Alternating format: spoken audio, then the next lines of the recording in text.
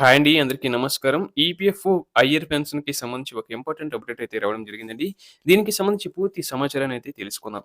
దేశంలోని లక్షలాది మంది పదవి విరమణ పొందిన ఉద్యోగులకు కేంద్ర ప్రభుత్వం తీపి కబురు అందించే దిశగా అడుగులు వేస్తుంది. ఎంప్లాయీస్ పెన్షన్ స్కీమ్ 1995 కింద ప్రస్తుతం అందుతున్న కనీస నెలవారీ పెన్షన్ రూ. 1000 నుంచి రూ. 3000కు పెంచాలనే ప్రతిపాదనకు కార్మిక మంత్రిత్వ శాఖ పరిశీలిస్తున్నట్లు సమాచారం. పెరుగుతున్న నిత్యావసర ధరలు, వైద్య ఖర్చులను దృష్టిలో పెట్టుకొని ప్రస్తుత పెన్షన్ ఏమాత్రం సరిపోవడం లేదని కార్మిక సంఘాలు, పార్లమెంటరీ కమిటీ చేసిన సిఫార్సుల మేరకు ఈ నిర్ణయం వెలువడే అవకాశం ఉందని తెలుస్తుంది. మరి ఈ పెన్షన్ 3000కు పెరిగితే ఎవరికి ఎక్కువ లాభం చేకూరుతుందనేది తెలుసుకుందాం. ముఖ్యంగా పెన్షన్ ప్రయోజనం పొందాలంటే కనీసం 10 ఏళ్ల పాటు ఈపీఎఫ్ఓలో సభ్యుడిగా ఉంటూ కంట్రిబ్యూషన్ చేసి ఉండాలి. 59 ఏళ్లు నిండిన తర్వాత పూర్తి పెన్షన్ లభిస్తుంది. అయితే 50 ఏళ్లు దాటిన తర్వాత ముందస్తు పెన్షన్ తీసుకునే సదుపాయం ఉంది. కానీ పెన్షన్ మొత్తం తగ్గుతుంది. నెలకి 15,000 లోపు ప్రాథమిక వేతనం ఉన్నవారికి ఇది తప్పనిసరి. ఈపీఎఫ్ పెన్షన్ లెక్కించేందుకు ఒక సూత్రాన్ని అనుసరిస్తారు. నెలవారీ పెన్షన్, చివరి 60 నెలల సగటు జీతం, సర్వీస్ కాలం 70 ప్రకారం లెక్కగడతారు.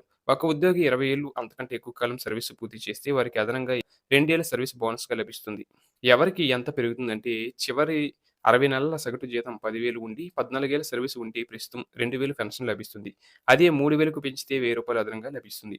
ఇక సగటు జీతం 12,000 ఉండి 12 ఏళ్ల సర్వీస్ పూర్తి చేసుకున్న వారికి ప్రస్తుతం రూ. 2,057 పెన్షన్ వస్తుంది. 3,000కి పెంచితే రూ. 943 అదనంగా వస్తుంది. అలాగే 15,000 సగటు వేతనం ఉండి 10 ఏళ్లు సర్వీస్ పూర్తి చేస్తే రూ. 2,146 రూ. 143 పెన్షన్ వస్తుంది. 3,000కి పెంచితే అదనంగా రూ. 857 లభిస్తుంది. అలాగే 7,000 సగటు వేతనం ఉండి 10 ఏళ్లు సర్వీస్ పూర్తి చేస్తే ప్రస్తుతం కనీస పెన్షన్ రూ. 1,000 వస్తుంది. 3,000కి పెంచితే అదనంగా మరో 2,000 లభిస్తాయి. ఎవరికైతే ప్రస్తుత లెక్కల ప్రకారం రూ. 1,000 నుంచి 2,900 మధ్య పెన్షన్ వస్తుందో వారికి రూ. 3,000 పెంచితే ప్రయోజనం చేకూరుతుంది. అయితే అధిక జీతం అందేవారు అధిక పెన్షన్ కోసం కంట్రిబ్యూట్ చేయవచ్చు. వారికి ఎక్కువ మొత్తంలో పెన్షన్ లభిస్తుంది. కనీస పెన్షన్ పెంపు అనేది తక్కువ జీతం అందేవారికి మేలు చేస్తుందని చెప్పవచ్చు. దేశవ్యాప్తంగా సుమారు 82 లక్షల మంది ఈపీఎఫ్ పెన్షనర్లు ఉన్నారు. దాదాపు 47 లక్షల మంది 9,000 కంటే తక్కువ పెన్షన్ పొందుతున్నారు.